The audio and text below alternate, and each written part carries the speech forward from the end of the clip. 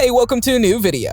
The concept of reincarnation has captivated the imagination of cultures worldwide for centuries. In recent years, stories have emerged of children who claim to remember their past lives, often with details that even astonish adults. Today we present to you 20 mysterious children who remember their previous lives. Are you new to this channel? Make sure to subscribe and hit the notification bell. And before we start, also like the video. Number 20. A 4-year-old boy named Edward Austrian had been complaining to his mother for a long time about persistent throat pain. He also seemed to dislike gray drizzle days. During this period, Edward's throat pain worsened, and doctors even removed his tonsils, but the pain persisted. Then something unusual happened. Edward began telling intricate stories about World War I, details that a 4-year-old certainly couldn't have learned from television programs or even movies. He described life in the trenches and the daily events of war. One day, he told his mother a vivid story about how he had been shot in the throat, claiming that his name was James and that he had lived in France at the age of 18. In heartbreaking detail, he described trudging through the mud and enduring bitter cold while carrying a heavy rifle. This story left everyone wondering, what kind of 4-year-old boy could make up such a tale? Number 19. Sada Hatoum was born on June 6, 1932, in Lebanon. She was the daughter of Assad and Sahar Hatoum. At 6 years old, she suffered from a severe fever. At the age of 20, Sada married a police officer named Halim. A year later, she gave birth to her first daughter, Layla, followed by her second daughter, Gada, which was 3 years later. Despite her declining health, she gave birth to a son, Nabil, in 1962, the same year she was diagnosed with mitral valve disease. Knowing that her illness was likely fatal, Sada stated that in her next life, she would remember who she was and speak about it. Her final words were, Layla, Layla. Suzanne was born on March 21, 1972, just 10 days after Sada's passing, in Chalfate, a suburb in Beirut, which is 15 miles from Lebanon. Her first words were, Awa Layla. As Suzanne grew older, she told her parents that Layla was her child and identified herself as Sada. Everyone around her embraced Suzanne as the reincarnation of Sada. Number 18. The reincarnation story of James Leininger is often cited as one of the most compelling cases. It involves a young boy who appeared to have vivid memories of a past life as a fighter pilot in World War II. James was born in 1998 in Louisiana, USA, and around the age of 2, he began exhibiting unusual behaviors. He experienced severe nightmares about a plane crash, often waking up in terror and screaming. James later claimed that he had been a pilot who flew a Corsair aircraft during World War II, and that he had been shot down by the Japanese. He even recalled his previous name, James, and mentioned that he took off from a ship called Natoma. He also remembered the name of a fellow pilot, Jack Larson. Despite having no exposure to military aviation as a child, he had detailed knowledge of aircraft and wartime events. His parents eventually found archival records of a pilot named James Houston Jr., who served on the USS Natoma Bay and died when his plane was shot down during the Battle of Iwo Jima. James' story closely matched these historical facts. The Leininger family contacted surviving crew members of the USS Natoma Bay, and several veterans were astounded by the accuracy of James' recollections. His family even visited Houston's sister, who was deeply moved by James' knowledge of details from her brother's life. As James grew older, however, his nightmares faded, and he gradually stopped talking about his past life memories. Number 17. Few stories of past life memories are as striking as that of a boy who helped identify his own buried body, as well as his murderer. In 2020, a 3-year-old boy in the Golan Heights, near the border of Syria and Israel, claimed that he had been attacked with an axe in the past life. He led the village elders to a site where his body had been buried, and to their astonishment, they found the skeleton of a man. He also pointed out the location where the murder weapon had been buried, and upon excavation, they indeed found an axe. This remarkable story was documented by Dr. Eli Losch and recorded by German therapist Trutz Hardo. The boy was born with a birthmark at the exact spot where he claimed he had been fatally wounded. Moreover, he was able to name his alleged killer. Though the accused initially denied involvement, he later confessed to Dr. Losch after the boy discovered his own body. Was this a case of karma or a mere coincidence? What do you think? Let me know in the comments. Number 16. In 2015, a 10-year-old boy named Ryan Hammers shared memories that seemed to belong to another life. Ryan and his mother, Cindy, claimed that he was the reincarnation of a Hollywood extra. Cindy recalled that Ryan began experiencing nightmares around the age of 4, and a year later, he expressed that he had once been someone else. He often cried and begged her to take him home to Hollywood. He spoke of encounters with celebrities like Rita Hayworth and described performing on Broadway. Cindy kept Ryan's experiences secret from her husband until she discovered a library of books containing a photo of Hayworth from the film Night After Night. Ryan pointed to a man in the picture and declared that he was that man. The man was identified as Marty Martin, a film extra from Night After Night. Seeking answers, Cindy consulted child psychiatrist Dr. Jim Tucker, an expert on children who claim past life memories. Dr. Tucker investigated Martin and confirmed that 55 details Ryan had provided about Martin's life were accurate, details not readily available online. For example, Ryan knew how many children Martin had, how many times he had been married, and how many sisters he had. He also mentioned living on a street with the word rock in it, which matched Martin's address on the Roxbury Drive in Beverly Hills. Number 15. Gus Taylor was a young boy who at a very young age began sharing vivid memories and details that led his family to suspect he was the reincarnation of his own grandfather, Augie Taylor. At around 18 months old, Gus started talking about his grandfather, who had passed away more than a year before Gus was born. One day, while his father was changing his diaper, Gus reportedly said that he had changed his father's diapers when he was his age. Gus shared multiple personal memories of Augie Taylor's life, details he couldn't have known under normal circumstances. He spoke with remarkable accuracy about events in his grandfather's life, such as specific details about Augie's sister, something that had never been discussed in the family. He even recognized Augie in old family photographs without any clues. These highly detailed memories convinced family members that Gus was the reincarnation of his grandfather. Number 14.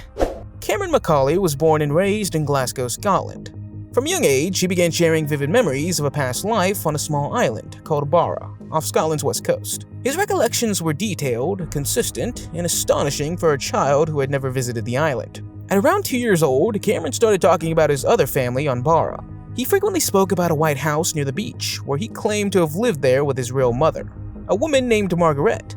He described his previous life in great detail, mentioning airplanes landing on the beach and referencing specific rooms and features of the White House. Cameron often expressed sadness and longing for his family on Barra, saying how much he missed them. One of the most remarkable elements of this story was his mention of airplanes landing on the beach. Barra is unique for having one of the few airports in the world where planes use the beach as a runway. This detail added credibility to Cameron's story, as it was highly unlikely that a young child from Glasgow would know about such a specific fact. When Cameron was 6 years old, his mother agreed to take him to Barra to investigate his memories. A television crew accompanied them, and upon arrival, they found a white house near the beach that matched Cameron's description, complete with a view of landing airplanes. Number 13.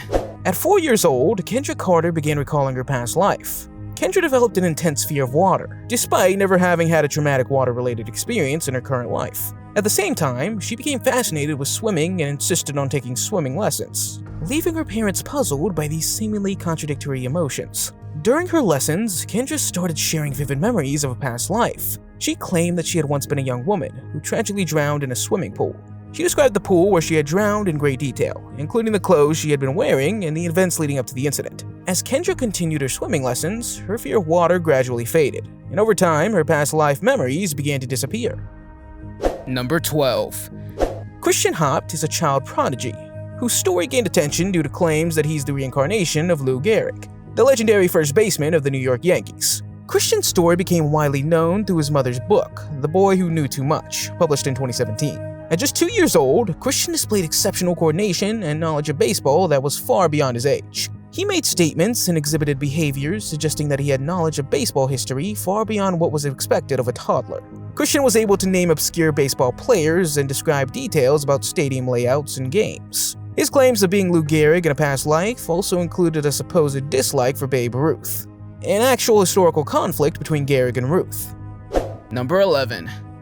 Luke Rollman, a 5-year-old boy from Cincinnati, Ohio, claimed that in his past life, he had been a woman named Pam Robinson, who tragically died in a hotel fire in 1993. Luke's past life memories began surfacing when he was just 2 years old. He described vivid memories of being Pam, recalling how he looked and the circumstances surrounding his death. According to Luke, Pam jumped out of a burning building, the Paxton Hotel in Chicago, to escape the flames. Luke's claims sparked great interest and debate. He provided what some considered evidence of his past life, including knowledge of Pam's family and personal details about her life he could not have known as a child. His mother, Erica, recalled that he frequently said he had once been a girl with black hair and earrings, similar to ones he later saw in real life. Number 10. Brioni Mariska remembered his past life and demonstrated remarkable talents from a very young age. He possessed a genius-level intellect and impressive understanding of planetary systems, astonishing experts and scientists worldwide. His mother and doctor noticed his uniqueness just 2 weeks after birth, when he couldn't lift his head independently. A few months later, he started speaking, and by the age of 1, he could already read, draw, and even paint. What makes Brioni's story even more astonishing is his claim that he remembers being born on Mars. Mars is his greatest fascination, and he insists that the planet once harbored a civilization that was destroyed by a massive nuclear catastrophe, which he attributes to the planet's current extreme heat. While this may sound far-fetched, it's important to know that Brioni's not just an ordinary child making up imaginative stories. With his genius-level IQ and extensive knowledge of planetary systems, acquired without formal education, he also emphasizes that Earth holds many undiscovered secrets, including significant mysteries hidden within the Great Pyramids of Giza in Egypt. According to Mariska, the civilization on Mars survived by breathing in an atmosphere with high carbon dioxide levels. Number 9.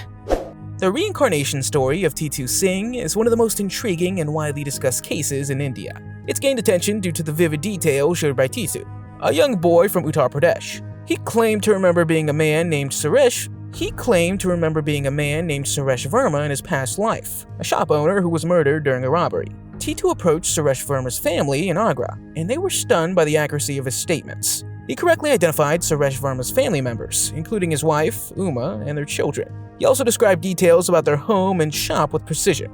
Suresh Verma had indeed been a shop owner in Agra, and his murder had occurred exactly as T2 described.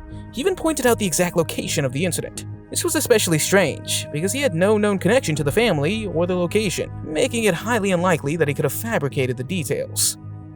Number 8.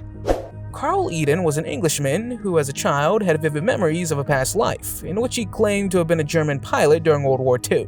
By the age of 2, Carl could speak clearly and coherently.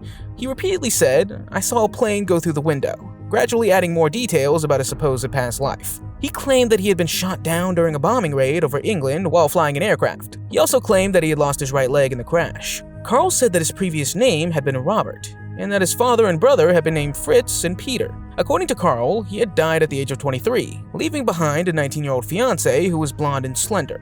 He also claimed to have joined the German Air Force at the age of 19. Carl recalled details about his training, such as the barracks he stayed in and how they helped each other with injuries. He also remembered spending his childhood in a small village surrounded by lush wooded hills, where his father taught him about trees and flowers during their walks. Additionally, Carl's physical features stood out compared to the rest of the family. His hair, eyebrows, and eyelashes were light blonde, and he had blue eyes, unlike his relatives. Number 7. A 7-year-old boy named Cade claimed to remember being trapped under the rubble in New York on September 11, 2001. By the time he was 3 years old, he began telling his mother, Molly, that he remembered dying. He often woke up in the middle of the night crying and screaming about his memories of working in a tall building from which he could see the Statue of Liberty. As Cade grew older, he developed an intense fascination with airplanes and became anxious around tall buildings.